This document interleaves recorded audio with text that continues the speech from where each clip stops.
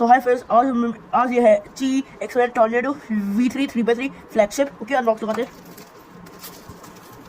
Okay, एक वो पहले भी लिया था मैंने, ये लगाया। और ये वाह, क्या 3x3 है, क्या टीपन लग रहा है। और उसके अंदर भी दे देते हैं क्या, एक प्यारा सा आया है 3x3 का बैग। उसके साथ साथ ये आई थिंक इसको लगाने के लिए है। और ये बहुत ही प्यारा सा ये, और ये है। और एक आई है C4 की गाइड, नहीं इस प्लेस ले आई।